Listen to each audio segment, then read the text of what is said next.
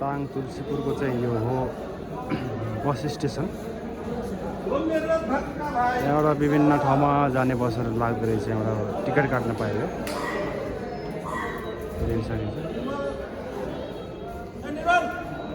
ताङ तुलसीपुरको यो bus station.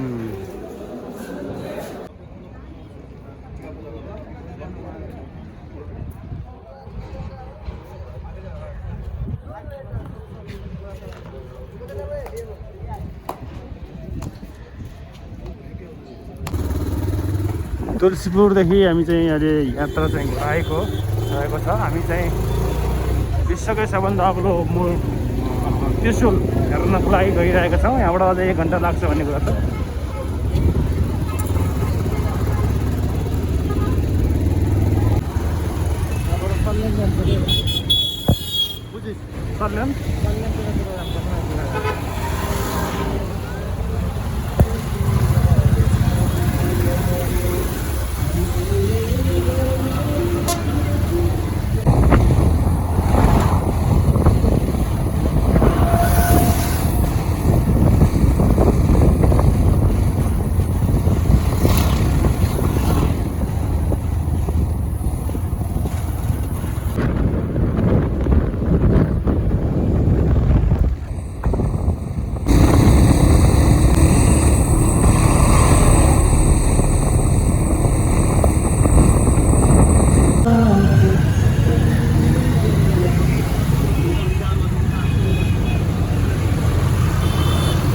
हामी चाहिँ छौँ अहिले घोराई बजारमा।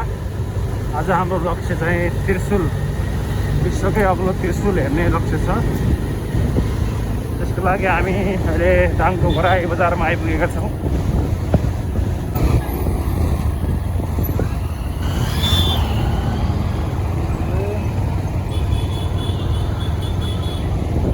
यो हजुर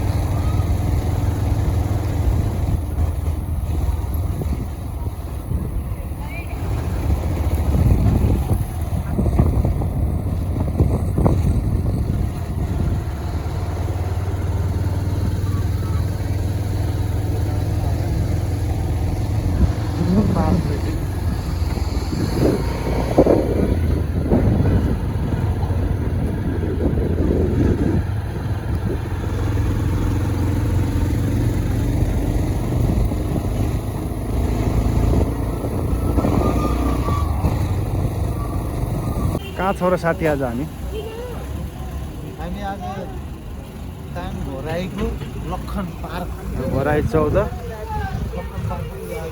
लखन पार्क। अहिले चाहिँ घुमभिरको सिलसिलामा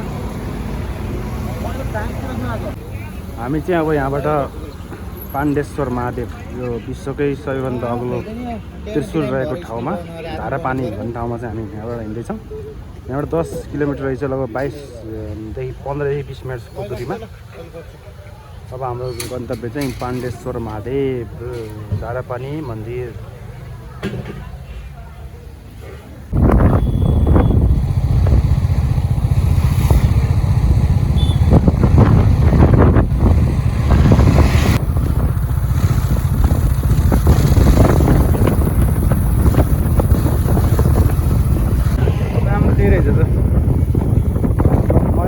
क्याम्पस यो एरियाकै क्याम्पस हो।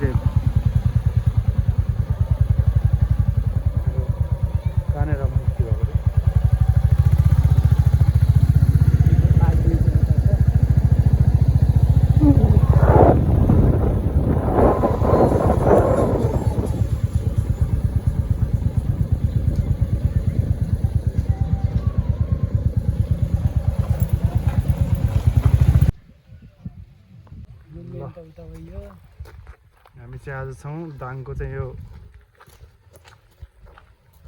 प्रसिद्ध धार्मिक स्थल पाण्डेश्वर महादेव मन्दिर, जसमा चाहिँ विश्वको हो कि अब एसियाको हो त्यो त अलिक कन्फ्युज भयो। तर अग्लो मन्दिर एघार छ, त्रिशूल।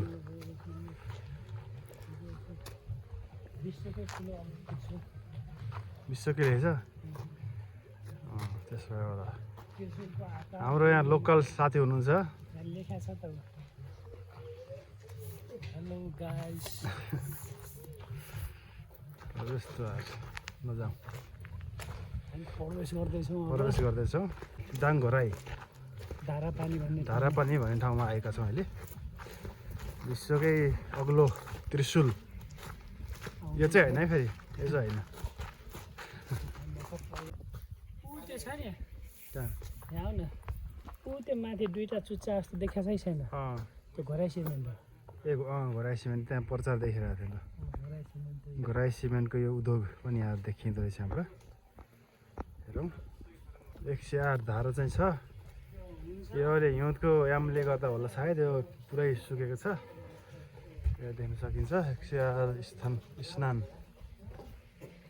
ल यस्तरी अब यस्तरी हेर्न सकिन्छ। दाङको यो पर्यटकीय यो धार्मिक क्षेत्र, विश्वकै अग्लो त्रिशूल भएको क्षेत्र, यो धारापानी भन्ने ठाउँमा चाहिँ अहिले हामी आएका छौँ। घोराइबाट चाहिँ 10देखि 15 किलोमिटरको दूरीमा रहेछ यो।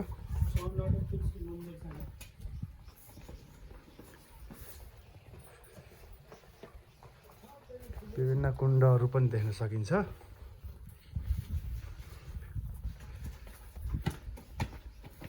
हाम्रो साथीहरू पुरा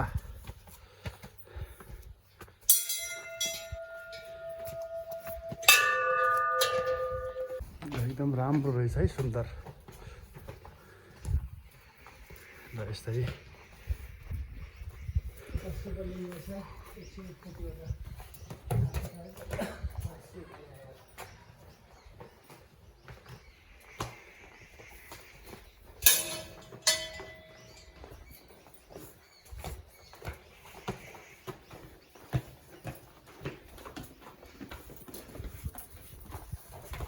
हामी अहिले चाहिँ पाण्डेश्वर महादेव मूल मन्दिरमा आएका छौँ दाङ घोराई।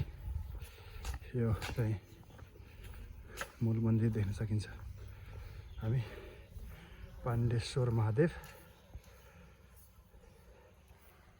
धारापानी भन्ने ठाउँमा छौँ।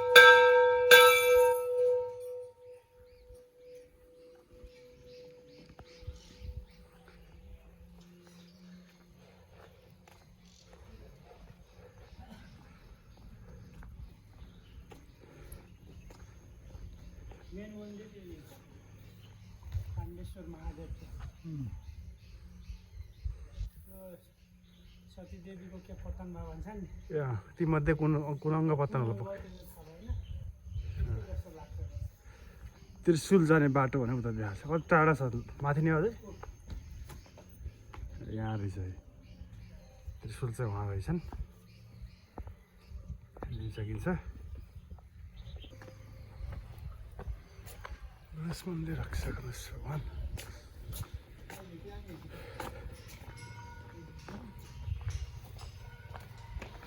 ठाउँ चाहिँ राम्रो रहेछ, हेर्न लायक रहेछ। तर यहाँबाट चाहिँ सुनकोट भन्ने ठाउँमा मन्दिर पनि रहेछ माथि। योभन्दा माथि त हामी लागेनौँ, हामी चाहिँ यता लाग्यौँ। अब यो विश्वकै अग्लो त्रिशूल भएतिर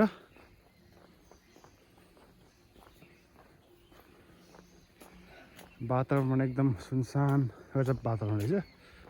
व्यवस्थित पनि व्यवस्थित रहेछ। ल पाण्डेश्वर महादेव सबैको कल्याण गर्नुहोस्।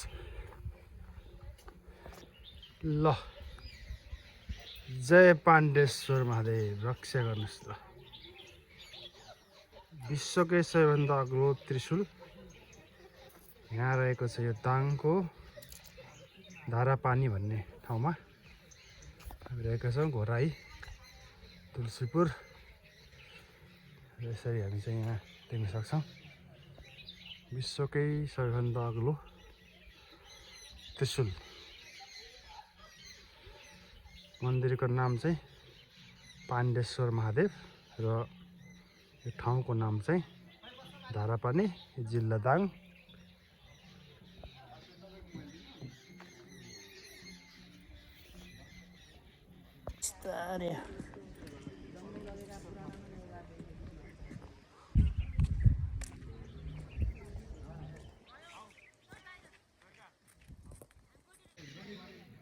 रक्षा गर्नु महादेव पाण्डेश्वर महादेव हजुर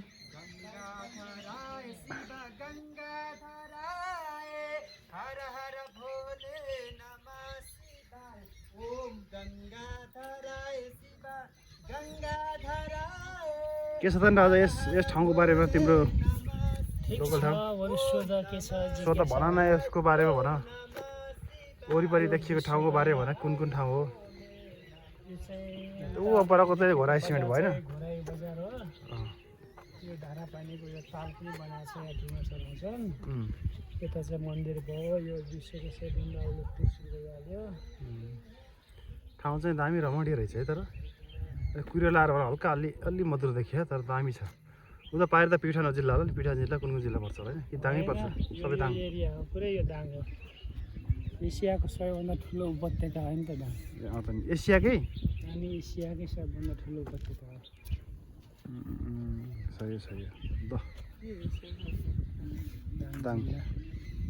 दाङ जिल्ला उपत्यका ल दाङको यो मन्दिरमा पनि आइयो अब मनका कामना पुरा हुन्छन् कि सोल्टी हाम्रो भइहाल्छ अहिले लटमा इस्यु हुन्छ यो लटमा इस्यु हुन्छ भन्ने आशा छ माग्यो कि नै भगवान् इस्यु होस् भनियो नि ल रक्षा गर्नुहोस् कालिजको अवस्था धेरै छ नि दामी छ पोथी हो नि यो उता भाले आमामा डेन्जर दामी यार तर यता पनि रहेछ तल पनि यहाँ पनि रहेछ राजा हो नि कालिजको त यहाँ त भण्डार रहेछ यार